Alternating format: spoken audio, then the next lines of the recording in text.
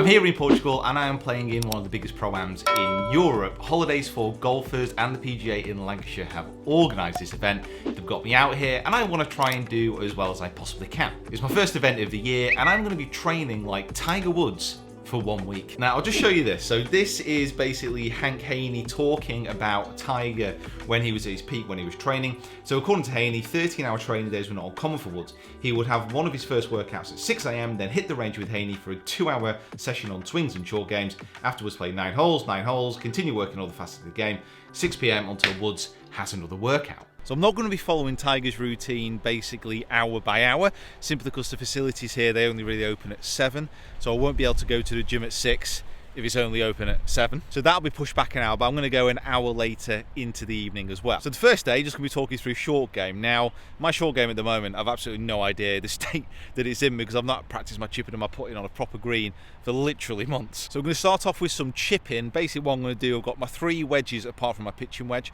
and I'm going to be going around the green, chipping from a tight lie, then rough lie with each club. I've got to get up and down 3 times. So start my lob wedge off that tight lie, up and down 3 times in a row. Then I go onto my sand wedge, up and down 3 times in a row, again from a tight lie, same with my gap wedge, and then I switch over to a rough lie and do the same again. It puts that little bit of pressure on, allows me to practice from different lies. Then I'm going to move on to my putting, a little bit more technical practice using a Visio mat, and all I want to be doing in this case is basically honing my stroke. And then it's out onto the golf course. It's very, very windy here, but on the golf course I'm doing scramble tests, really kind of honing in that short game once more. How far that's finished past, and I pitched that pretty much bang on where I wanted to. So fast. And some of the houses around here as well, by the way. It's like, must be where all the Bond villains live.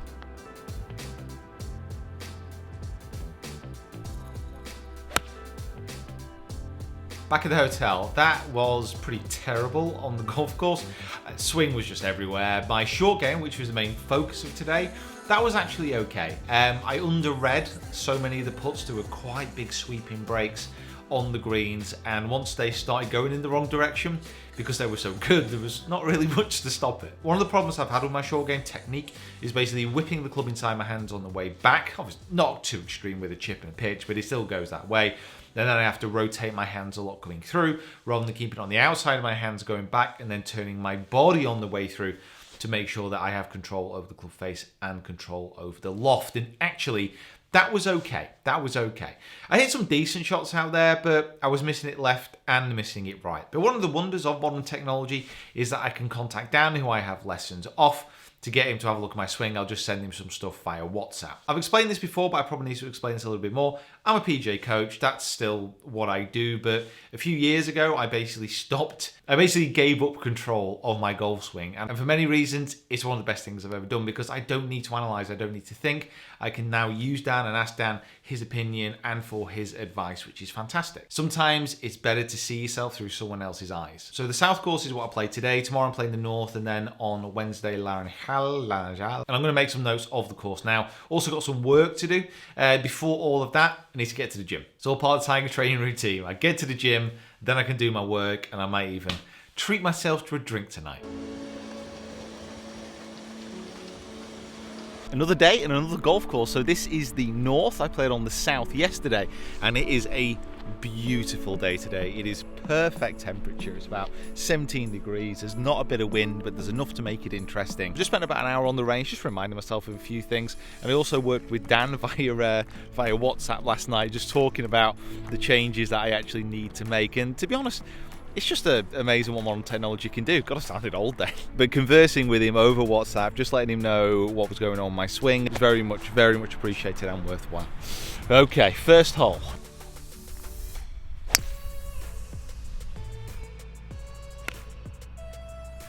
Okay, 9 holes down, and I've been thinking, so technically I'm not playing golf. So this 9 holes, I'm very much just going to play golf, try and get a decent score. So I'm taking this as a competition type of round. Just hit a really good drive there. Swing still feels a little bit all over the place, still needs quite a bit of work, but I think I've found it a little bit more than I did yesterday. I hope so anyway. Smashing drive here, only 100 yards left in. Getting so much spin is unbelievable.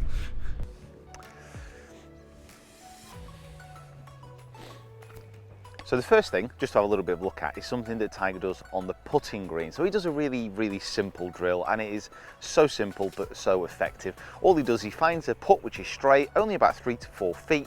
Just make sure it's straight, so if he's pulling or pushing, he can actually tell. Set 2 tee pegs up on the toe and the heel of the putter.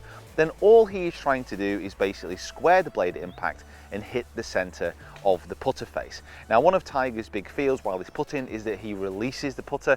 I'm not sure that's going to be right for you. It might be, but again, individual coaching and an individual bias on your practice is very important. However, this is a great thing that he does while practicing. So I've got 9 balls here, and what I'm going to do is I'm going to draw out on the range. Obviously, this is in my imagination, unless aliens have suddenly appeared and made all my dreams come true. But I'm going to put out there what is known as a tic-tac-toe, I believe, in the United States, or a noughts and crosses board. And what these do, these represent the windows that Tiger wants to hit. So you've got, on the left-hand side, these would be your fade shots. So they start off to that side, then they fade around into those targets.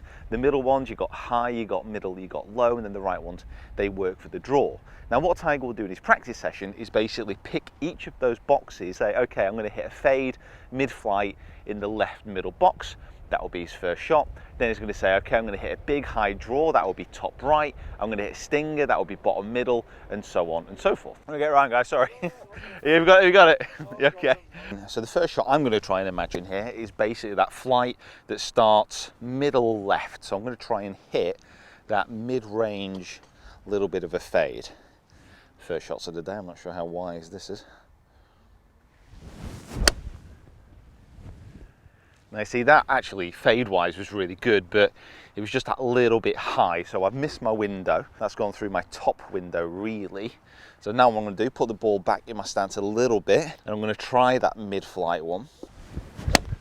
That's much better. And then what I'd say is, okay, well, let's switch. Let's go to bottom right. So I'm going to aim a little bit further off to the right-hand side. Just picture where that window would be. Just try and hit that low stinger through there. A little bit too much draw, I'd say. Another great one that I heard about Tiger and the way he approaches it is that he won't hit a shot unless he's fully comfortable with the feeling that he tries to do within his swing. There was a video, I think it was off Rotary Instruction, I want to say. One of their instructors was based at Isleworth, where Tiger used to be based and practiced. And he was saying he once watched Tiger practice for about 45 minutes, not actually taking a shot, but just rehearsing his backswing. Oof, not nice. One thing which you can really pick up from Tiger when he starts to speak about his practice and his preparation is how he prepares for the individual courses. Now, obviously, out here is a little bit different than back home. What I need around here is a soft high flopper.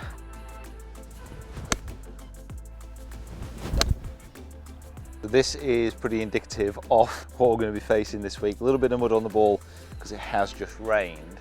But you come up this slope, you can see this huge drop off from the side of the green. Green slopes down to it, so you've got to hit it high and soft to land it here, and then let it roll down to the pin. This soft landing chip shot around the green can confuse quite a few people, because what you want to be doing is, setup wise, the way I approach this anyway, is I put the ball slightly forward of center in my stance, put a little bit of weight on my front foot. That's going to allow my angle of attack to get steep under the ball. I don't want to hit down on the ball, I want to get under the ball. And then I'm going to let my club head pass my hand, so you get that sound on the ground where you're just brushing, you're using the bounce. So my right hand here, see how that club's working underneath? That's the type of motion that I want to get. So it's always nice to have a wedge with a nice bit of bounce. I've got 8 degrees on this Vokey. So ball position forward, hands level. I'm just going to allow that club to slide underneath using my right hand. Just going to pop up nice and soft, roll out to the hole. Do we need to do another demo? I'm not taking much of a divot there. Like I said, I'm just letting that club slide underneath the ball and pop up. And if you get it right, you can get it to stop really quick. I mean, there's no kind of green to work with here. Oh, just give me that Pro-Am prize now. What are we even bothered about? All right. So today was due to be about kind of what I'm doing workout wise and fitness wise and what Tiger does as well. I've not followed his program exactly. I've not been going for like a 4-mile run in the morning and a 4-mile run in the afternoon. From his heyday he was doing that. I don't think he does that anymore, but to be honest, I got a bit ill last night. I think I ate something a little bit dodgy and I didn't really get a lot of sleep. I wasn't really planning to do much practice anyway today because I wanted to rest up before tomorrow. I played for the last 3 days and I've got another 3 days to play in a row. And I don't want to be fatigued. Fatigue makes cowards of us all. But here's a quick look at what I've been doing generally within my training, both here and at home, just to give you an idea of what I've been working on to see if that actually makes a difference in the comp. But for now, I'll get a video edited. I'm going to do some reading. That's another thing that I've been doing over here, trying to get my head in shape. Than that, I just need an early night for tomorrow. So I'm not an expert in fitness and in strength, so I got the help of a trainer at my local gym, RX Gym, down in Didsbury, and Andy has been doing a fantastic job with me. Here's what I'd say: lift stuff, make sure you're flexible, and get someone to take you through your routines, because do not trust anyone else with your body apart from someone who's willing to spend the time to get to know you, your body, your movements, and what you want to achieve. So the comp's over, and I finished in 8th position, which, considering where I started the week and how I was practicing and hitting the ball, that's pretty awesome. So I don't really film during the event so I can actually concentrate. It's a good job I didn't as well on the first day, because it absolutely smashed it down on Laranjal and it was reduced to 9 holes, and on that 9 holes I shot 2 under. The second day, which was on the north course, I shot another 2 under, and then on the final day, which was yesterday at the south course, I shot 1 over, which was a bit annoying. I just made a really stupid mistake on the 17th and that cost me 2 shots. But considering the strength of this field and how many really good players are here, tour players, senior tour players, challenge tour players, to finish in the top 10 and to get up there near the leaders-ish, even though Graham Cox, who won it, really nice guy by the way, absolutely smashed it out of the park, still a long way to go before competing with someone like him. It was really pleasing, and I would not have been able to do that without the program that I followed this week. So the second day was a real eye-opener for me. I've managed to get my head in a much better place before I've started to play this week than I thought I would be able to. My body has felt a lot looser, and my swing really started to hit its peak on that second round. I shot 2 under, and it is so easy to say, but honestly, it could have been 6 or 8 under. I had about 6 lip outs for birdie, I had 2 lip outs for eagle. It was just one of those great ball striking days, probably the best I've struck it in a long time. So have I managed to train like Tiger all the way through this week? No, I have not. I mean, I've not done really hardly any of the cardio work he did. And also during the tournament days, I only managed to get to the gym twice over those 3 days. The big thing for me when planning this out and trying to do this is just time, the amount of time that it takes. And there seems to be a misconception a little bit about how much I actually get to play and practice. This week of practice is literally the most I've done the most practice combined I've done in the last 2 months maybe. And to get up near these guys at the top of the leaderboard, I'm gonna have to do a hell of a lot more work than I currently am. You gotta be remembering, when you think about how you can take inspiration from someone like Tiger and start to practice and train a little bit more like him, you got to remember this is one of the best athletes in the world. He's someone who transcends sports. He is the all-time greatest, really, in my opinion, golfer that there's ever been. If you can't do what Tiger does, it's not. There's no shame in that. But you can pick and you can look at these things and draw real inspiration from them. But guys, get down into those comments. Let me know what you think. Let me know what you think about the results. Let me know what you think about some of the stuff that I've talked about. Have you tried any of these training methods? And let me know what other videos like this you would like me to do. Right guys, just want to say a massive thank you to Holidays for Golfers for getting me over, for the PGA Lancs organising such an amazing event as well, and my team as well. You'll get to meet them a little bit more. I've still got a Under Par passport video to come from Portugal, which I'm going to edit and release next week. But for this video, that is all. So guys, thanks for watching. Make sure you subscribe if you haven't already. Follow me on my other social media platforms as well. I will see you down here next time. I need to get some lip balm.